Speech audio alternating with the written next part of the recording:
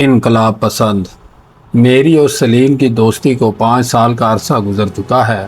اس زمانے میں ہم نے ایک ہی اسکول سے 10ویں جماعت کا امتحان پاس کیا، ایک ہی کالج میں داخل ہوئے اور ایک ہی ساتھ FA کے امتحان میں شامل ہو کر فیل ہوئے۔ پھر پرانا کالج چھوڑ کر ایک نئے کالج میں داخل ہوئے۔ اس سال میں تو پاس ہو گیا مگر سلیم سوئے قسمت سے پھر فیل ہو گیا۔ سلیم کی دوبارہ ناکامیابی سے لوگ یہ نتیجہ اخذ کرتے ہیں کہ وہ آوارہ مزاج اور نالائق ہے۔ یہ بالکل افطرا ہے۔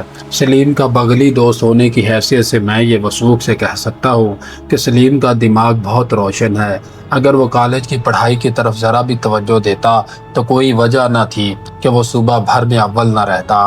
اب یہاں یہ سوال پیدا ہوتا ہے کہ اس نے پڑھائی کی طرف کیوں توجہ نہ دی۔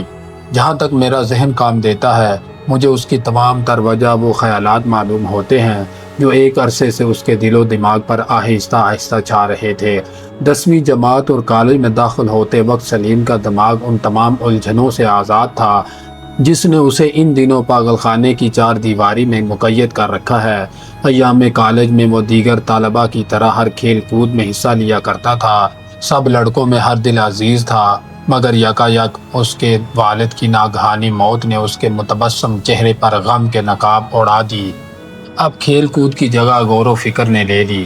وہ کیا خیالات تھے جو سلیم کے مضطرب دماغ میں پیدا ہوئے یہ مجھے معلوم نہیں۔ سلیم کی نفسیات کا مطالعہ کرنا بہت اہم کام ہے۔ اس کے علاوہ وہ خود اپنی دلی آواز سے ناآشنا تھا۔ اس نے کئی مرتبہ گفتگو کرتے وقت یا یوں ہی سیر کرتے ہوئے اچانک میرا بازو پکڑ کر کہا ہے، عباسی جی چاہتا ہے کہ ہاں کیا جی چاہتا ہے؟ میں نے اس کی طرف تمام توجہ مبذول کر کے پوچھا، مگر میرے اس استفسار پر اس کے چہرے کی غیر معمولی تبدیلی اور گلے میں سانس کے تصادم نے صاف طور پر ظاہر کیا کہ وہ اپنے دلی مدعا کو خود نہ پہچانتے ہوئے الفاظ میں ظاہر نہیں کر سکتا۔ وہ شخص جو اپنے احساسات کو کسی شکل میں پیش کر کے دوسرے ذہن پر منتقل کر سکتا ہے وہ دراصل اپنے دل کا بوجھ ہلکا کرنے کی قدرت کا مالک ہے، اور وہ شخص جو محسوس کرتا ہے مگر اپنے احساس کو خود آپ اچھی طرح نہیں سمجھتا اور پھر اس اضطراب کو بیان کرنے کی قدرت نہیں رکھتا، اس شخص کے مرادف ہے جو اپنے حلق میں ٹھنسی ہوئی چیز کو باہر نکالنے کی کوشش کر رہا ہو مگر وہ گلے سے نیچے اترتی چلی جا رہی ہو۔ یہ ایک ذہنی عذاب ہے جس کی تفسیر لفظوں میں نہیں آ سکتی۔ سلیم شروع ہی سے اپنی آواز سے ناآشنا رہا ہے، اور ہوتا بھی کیوں کر جب اس کے سینے میں خیالات کا ایک ہجوم چھایا رہتا تھا۔ بعض اوقات ایسا بھی ہوا کہ وہ بیٹھا اٹھ کھڑا ہوا ہے اور کمرے میں چکر لگا کر لمبے سانس بھرنے شروع کر دیے۔ غالباً وہ اپنے اندرونی انتشار سے تنگ آ کر ان خیالات کو جو اس کے سینے میں بھاپ کے معنی چکر لگا رہے ہوتے سانسوں کے ذریعے باہر نکالنے کا کوشاں ہوا کرتا تھا۔ اضطراب کے انہی تکلیف دہ لمحات میں اس نے اکثر اوقات مجھ سے مخاطب ہو کر کہا ہے، عباس، یہ خاکی کشتی کسی روز تند موجوں کی تاب نہ لا کر چٹانوں سے ٹکرا کر پاش ہو جائے گی۔ مجھے اندیشہ ہے کہ وہ اپنے اندر اندیشے کو پوری طرح بیان نہیں کر سکتا تھا۔ سلیم کسی متوقع حادثے کا منتظر ضرور تھا مگر اسے یہ معلوم نہ تھا کہ وہ حادثہ کس شکل میں پردہ ظہور پر نمودار ہوگا۔ اس کی نگاہیں ایک عرصے سے دھندلے خیالات کی صورت میں ایک موہوم سایہ دیکھ رہی تھی جو اس کی طرف بڑھتا چلا آ رہا تھا، مگر وہ یہ نہیں بتا سکتا تھا کہ اس تاریک شکل کے پردے میں کیا نہاں ہے۔ میں نے سلیم کے نفسیات سمجھنے کی بہت کوشش کی ہے مگر مجھے اس کی منقلب عادات کے ہوتے ہوئے کبھی معلوم نہیں ہو سکا کہ وہ کن گہرائیوں میں غوطہ زن ہے اور وہ اس دنیا میں رہ کر اپنے مستقبل کے لیے کیا کرنا چاہتا ہے، جبکہ اپنے والد کے انتقال کے بعد وہ ہر قسم کے سرمایے سے محروم کر دیا گیا تھا۔ میں ایک عرصے سے سلیم کو منقلب ہوتے دیکھ رہا تھا۔ اس کی عادات دن بدن بدل رہی تھی۔ کل کا کھلنڈرا لڑکا میرا ہم جماعت ایک مفکر میں تبدیل ہو رہا تھا۔ یہ تبدیلی میرے لیے سخت باعث حیرت تھی۔ کچھ عرصے سے سلیم کی طبیعت پر ایک غیر معمولی سکون چھا گیا تھا۔ جب دیکھو اپنے گھر میں خاموش بیٹھا ہوا ہے اور اپنے بھاری سر کو گھٹنوں میں تھامے کچھ سوچ رہا ہے۔ وہ کیا سوچ رہا ہوتا یہ میری طرح خود اسے بھی معلوم نہ تھا۔ ان لمحات میں نے اسے اکثر اوقات اپنی گرم آنکھوں پر دوات کا آہنی ڈھکنا یا گلاس کا بیرونی حصہ پھیرتے دیکھا ہے۔ شاید وہ اس عمل سے اپنی آنکھوں کی حرارت کم کرنا چاہتا تھا۔ سلیم نے کالج چھوڑتے ہی غیر ملکی مصنفوں کی بھاری بھرکم تصانیف کا مطالعہ شروع کر دیا تھا۔ شروع میں مجھے اس کی میز پر ایک کتاب نظر آئی، پھر آہستہ آہستہ اس الماری میں جس میں وہ شطرنج، تاش اور اسی قسم کے دیگر کھیلیں رکھا کرتا تھا، کتابیں ہی کتابیں نظر آنے لگیں۔ اس کے علاوہ وہ کئی دنوں تک گھر سے کہیں باہر چلا جایا کرتا تھا۔ جہاں تک میرا خیال ہے، سلیم کی طبیعت کا غیر معمولی سکون ان کتابوں کے انتھک مطالعے کا نتیجہ تھا جنہیں اس نے بڑے قرینے سے الماری میں سجا رکھی تھی۔ سلیم کا عزیز ترین دوست ہونے کی حیثیت میں اس کی طبیعت کے غیر معمولی سکون سے سخت پریشان تھا۔ مجھے اندیشہ تھا کہ یہ سکون کسی وحشت خیز طوفان کا پیش خیمہ ہے۔ اس کے علاوہ مجھے سلیم کی صحت کا بھی بہت خیال تھا۔ وہ پہلے ہی بہت کمزور جثے کا واقع ہوا تھا۔ اس پر اس نے خواہ مخواہ اپنے آپ کو خدا معلوم کن الجھنوں میں پھنسا لیا تھا۔ سلیم کی عمر بمشکل 20 سال کی ہوگی، مگر اس کی آنکھوں کے نیچے شب بیداری کی وجہ سے سیاہ حلقے پڑ گئے تھے۔ پیشانی جو اس سے قبل بالکل ہموار تھی، اب اس پر کئی شکن پڑے رہتے تھے جو اس کی ذہنی پریشانی کو ظاہر کرتے تھے۔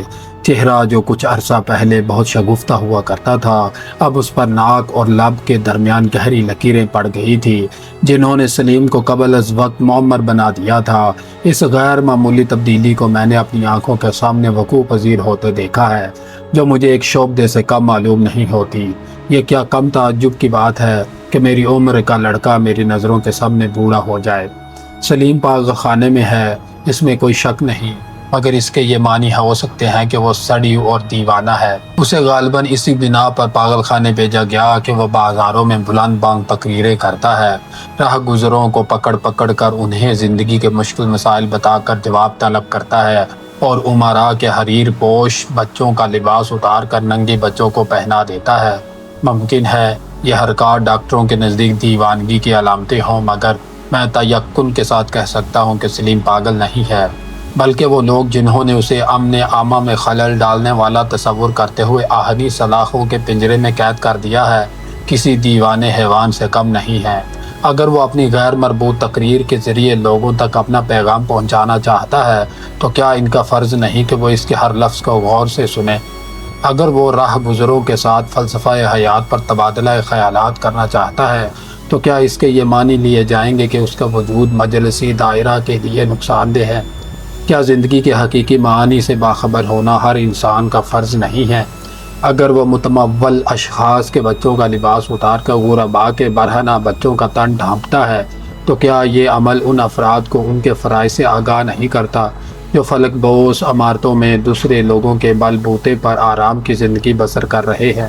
کیا ننگوں کی سطر پوشی کرنا ایسا فعل ہے کہ اسے دیوانگی پر محمول کیا جائے؟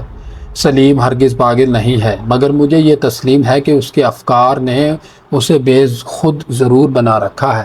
دراصل وہ دنیا کو کچھ پیغام دینا چاہتا ہے مگر دے نہیں سکتا۔ ایک کم سن بچے کی طرح وہ تتلا کر اپنے قلبی احساسات بیان کرنا چاہتا ہے، مگر الفاظ اس کی زبان پر آتے ہی بکھر جاتے ہیں۔ وہ اس سے قبل ذہنی اذیت میں مبتلا ہے، مگر اب اسے اور اذیت میں ڈال دیا گیا ہے۔ وہ پہلے ہی سے اپنے افکار کے الجھنوں میں گرفتار ہے اور اب اسے زندہ نما کوٹھڑی میں قید کر دیا گیا ہے۔ کیا یہ ظلم نہیں ہے؟ میں نے آج تک سلیم کی کوئی بھی ایسی حرکت نہیں دیکھی جس سے میں یہ نتیجہ نکال سکوں کہ وہ دیوانہ ہے۔ ہاں، البتہ کچھ عرصے سے میں اس کے ذہنی انقلابات کا مشاہدہ ضرور کرتا رہا ہوں۔ شروع میں جب میں نے اس کے کمرے کے تمام فرنیچر کو اپنی جگہ سے ہٹا ہوا پایا تو میں نے اس تبدیلی کی طرف خاص توجہ نہ دی۔ دراصل میں نے اس وقت یہ خیال کیا کہ شاید سلیم نے فرنیچر کی موجودہ جگہ کو زیادہ موزوں خیال کیا ہے، اور حقیقت تو یہ ہے کہ میری نظروں کو جو کرسیوں اور میزوں کو کئی سالوں سے ایک جگہ دیکھنے کی عادی تھی، وہ غیر متوقع تبدیلی بہت بلی معلوم ہوئی۔ اس واقعے کے چند روز بعد جب میں کالج سے فارغ ہو کر سلیم کے کمرے میں داخل ہوا تو کیا دیکھتا ہوں کہ فلمی ممثلوں کی 2 تصاویر جو ایک عرصے سے کمرے کی دیواروں پر آویزاں تھیں اور جنہیں میں اور سلیم نے بہت مشکل کے بعد فراہم کیا تھا، باہر ٹوکری میں پھٹی پڑی ہیں اور ان کی جگہ انہی چوکٹوں میں مختلف مصنفوں کی تصویریں لٹک رہی ہیں۔ چونکہ میں خود ان تصاویر کے اتنا مشتاق نہ تھا، اس لیے مجھے سلیم کا یہ انتخاب بہت پسند آیا۔ چنانچہ ہم اس روز دیر تک ان تصویروں کے متعلق گفتگو بھی کرتے رہے۔ جہاں تک مجھے یاد ہے، اس واقعے کے بعد سلیم کے کمرے میں ایک ماہ تک کوئی خاص قابل ذکر تبدیلی واقع نہیں ہوئی۔ مگر اس عرصے کے بعد میں نے ایک روز اچانک کمرے میں بڑا سا تخت پڑا پایا جس پر سلیم نے کپڑا بچھا کر کتابیں چن رکھی اور آپ قریب ہی زمین پر ایک تکیہ کا سہارا لیے کچھ لکھنے میں مصروف تھا۔ میں یہ دیکھ کر سخت متعجب ہوا اور کمرے میں داخل ہوتے ہی سلیم سے یہ سوال کیا، کیوں میاں، اس تخت کے کیا معنی؟ سلیم جیسا کہ اس کی عادت تھی مسکرایا اور کہنے لگا، کرسیوں پر روزانہ بیٹھتے بیٹھتے طبیعت اکتا گئی ہے، اب یہ فرش والا سلسلہ ہی رہے گا۔ بات معقول تھی، میں چپ رہا۔ واقعی روزانہ ایک ہی چیز کا استعمال کرتے کرتے طبیعت ضرور اچاٹ ہو جایا کرتی ہے، مگر جب 15-20 روز کے بعد میں نے وہ تختمہ تکیے کے غائب پایا تو میرے تعجب کی کوئی انتہا نہ رہی اور مجھے شبہ ایسا ہوا کہ کہیں میرا دوست واقعی خپتی تو نہیں ہو گیا ہے۔ سلیم سخت گرم مزاج واقف ہوا ہے اور اس کے علاوہ اس کے وزنی افکار نے معمول سے زیادہ چڑچڑا بنا رکھا تھا، اس لیے میں عموماً اس سے ایسے سوالات نہیں کیا کرتا تھا جو اس کے دماغی توازن کو درہم برہم کر دیں یا جن سے وہ خواہ مخواہ کھنچ جائے۔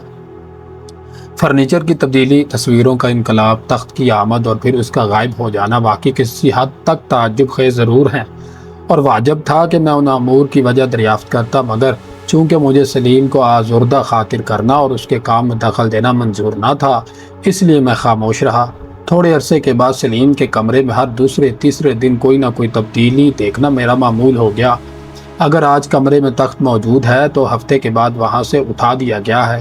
اس کے 2 روز بعد وہ میز جو کچھ عرصہ پہلے کمرے کے دائیں طرف پڑی تھی رات میں وہاں سے اٹھا کر دوسری طرف رکھ دی گئی ہے۔ انگیٹھی پر رکھی ہوئی تصاویر کے زاویے بدلے جا رہے ہیں، کپڑے لٹکانے کی کھونٹیاں ایک جگہ سے اکھیڑ کر دوسری جگہ پر جڑ دی گئی ہیں، کرسیوں کے رخ تبدیل کیے گئے ہیں، گویا کمرے کی ہر شے سے ایک قسم کی قواعد کرائی جاتی تھی۔ ایک روز جب میں نے کمرے کے تمام فرنیچر کو مخالف رخ میں پایا تو مجھ سے نہ رہا گیا اور میں نے سلیم سے دریافت کر ہی لیا، سلیم، میں ایک عرصے سے اس کمرے کو گرگٹ کی طرح رنگ بدلتے دیکھ رہا ہوں، آخر بتاؤ تو صحیح، یہ تمہارا کوئی نیا فلسفہ ہے؟ تم جانتے نہیں ہو میں انقلاب پسند ہوں، سلیم نے جواب دیا۔ یہ سن کر میں اور بھی متعجب ہوا۔ اگر سلیم نے یہ الفاظ اپنی حسب معمول مسکراہٹ کے ساتھ کہے ہوتے تو میں یقینی طور پر یہ خیال کرتا کہ وہ صرف مذاق کر رہا ہے، مگر یہ جواب دیتے وقت اس کا چہرہ اس امر کا شاہد تھا کہ وہ سنجیدہ ہے اور میرے سوال کا جواب وہ انہی الفاظ میں دینا چاہتا ہے۔ لیکن پھر بھی میں تذبذب کی حالت میں تھا، چنانچہ میں نے اس سے کہا، مذاق کر رہے ہو یا؟ تمہاری قسم بہت بڑا انقلاب پسند، یہ کہتے ہوئے وہ کھلکھلا کر ہنس پڑا۔ مجھے یاد ہے کہ اس کے بعد اس نے ایسی گفتگو شروع کی تھی، مگر ہم دونوں کسی اور موضوع پر اظہار خیالات کرنے لگ گئے تھے۔ یہ سلیم کی عادت ہے کہ بہت سی باتوں کو دلچسپ گفتگو کے پردے میں چھپا لیا کرتا ہے۔ ان دنوں جب کبھی میں سلیم کے جواب پر غور کرتا ہوں تو مجھے معلوم ہوتا ہے کہ سلیم در حقیقت انقلاب پسند واقع ہوا ہے۔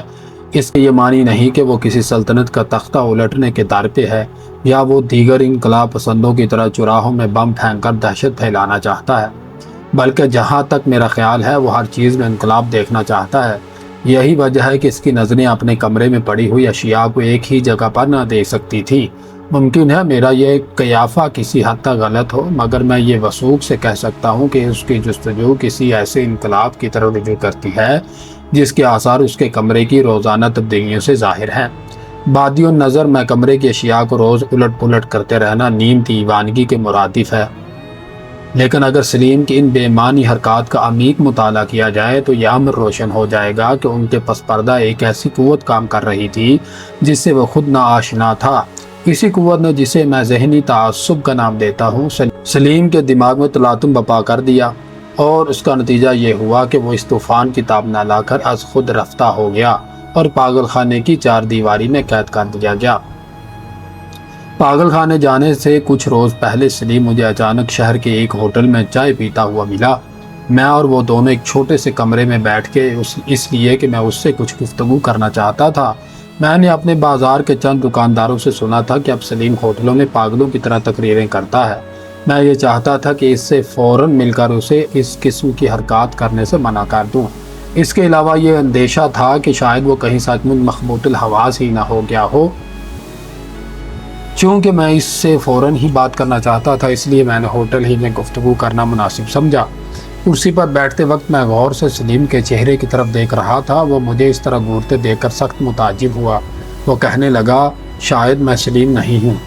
آواز میں کس قدر درد تھا، گویا یہ جملہ آپ کی نظروں میں بالکل سادہ معلوم ہو، مگر خدا گواہ ہے میری آنکھیں بے اختیار نمناک ہو گئیں۔ شاید میں سلیم نہیں ہوں، گویا وہ ہر وقت اس بات کا متوقع تھا کہ کسی روز اس کا بہترین دوست بھی اسے نہ پہچان سکے گا۔ شاید اسے معلوم تھا کہ وہ بہت حد تک تبدیل ہو چکا ہے۔ میں نے ضبط سے کام لیا اور اپنے آنسوؤں کو رومال میں چھپا کر اس کے کاندھے پر ہاتھ رکھتے ہوئے کہا، سلیم، میں نے سنا ہے کہ تم نے میرے لاہور جانے کے بعد یہاں بازاروں میں تقریریں کرنی شروع کر دی ہیں۔ جانتے بھی ہو اب تمہیں شہر کا بچہ بچہ پاگل کے نام سے پکارتا ہے۔ پاگل؟ شہر کا بچہ بچہ مجھے پاگل کے نام سے پکارتا ہے؟ پاگل؟ ہاں عباس، میں پاگل ہوں۔ پاگل، دیوانہ، خرد باختہ۔ لوگ مجھے دیوانہ کہتے ہیں، وہ معلوم ہے کیوں؟ یہاں تک کہہ کر وہ میری طرف سر تا پا استفہام بن کر دیکھنے لگا، مگر میری طرف سے کوئی جواب نہ پا کر وہ دوبارہ گویا ہوا، اس لیے کہ میں انہیں غریبوں کے ننگے بچے دکھلا دکھلا کر یہ پوچھتا ہوں کہ اس بڑھتی ہوئی غربت کا کیا علاج ہو سکتا ہے۔ وہ مجھے کوئی جواب نہیں دے سکتے، اس لیے وہ مجھے پاگل تصور کرتے ہیں۔ اگر مجھے صرف یہ معلوم ہو کہ ظلمت کے زمانے میں روشنی کی ایک شعاع کیوں کر فراہم کی جا سکتی ہے، ہزاروں غریب بچوں کا تاریک مستقبل کیوں کر منور بنایا جا سکتا ہے۔ وہ مجھے پاگل کہتے ہیں، وہ جن کی نبض حیات دوسروں کے خون کی مرہون منت ہے، وہ جن کا فردوس غربا کے جہنم کی مستعار اینٹوں سے استوار کیا گیا ہے، وہ جن کے سازش عشرت کے ہر تار کے ساتھ بیواؤں کی آہیں، یتیموں کی اریانی، لاوارث بچوں کی صدائے گریہ لپٹی ہوئی ہے۔ کہیں مگر ایک زمانہ آنے والا ہے جب یہی پروردگار غربت اپنے دلوں کے مشترکہ لہو میں انگلیاں ڈبو ڈبو کا ان لوگوں کی پیشانیوں پر اپنی لعنتیں لکھیں گے۔ وہ وقت نزدیک ہے جب عرضی جنت کے دروازے ہر شخص کے لیے واہ ہوں گے۔ میں پوچھتا ہوں، اگر میں آرام میں ہوں تو کیا وجہ ہے کہ تم تکلیف کی زندگی بسر کرو؟ کیا یہی انسانیت ہے کہ میں کارخانے کا مالک ہوتے ہوئے ہر شب ایک نئی رقاصہ کا ناچ دیکھتا ہوں اور اپنی نکمی سے نکمی خواہش پر بے دریغ روپیہ بہا کر اپنا دل خوش کرتا ہوں، اور میرے مزدوروں کو ایک وقت کی روٹی نصیب نہیں ہوتی؟ ان کے بچے مٹی کے ایک کھلونے کے لیے ترستے ہیں، پھر لطف یہ ہے کہ میں مہذب ہوں، میری ہر جگہ عزت کی جاتی ہے، اور وہ لوگ جن کا پسینہ میرے لیے گھور تیار کرتا ہے مجلسی دائرے میں حقارت کی نظر سے دیکھے جاتے ہیں۔ میں خود ان سے نفرت کرتا ہوں۔ تم ہی بتاؤ، کیا یہ دونوں ظالم و مظلوم اپنے فرائض سے ناآشنا نہیں ہیں؟ میں ان دونوں کو ان کے فرائض سے آگاہ کرنا چاہتا ہوں، مگر کس طرح کروں یہ مجھے معلوم نہیں۔ سلیم نے اس قدر کہہ کر ہانپتے ہوئے ٹھنڈی چائے کا ایک گھونٹ بھرا اور میری طرف دیکھے بغیر پھر بولنا شروع کر دیا۔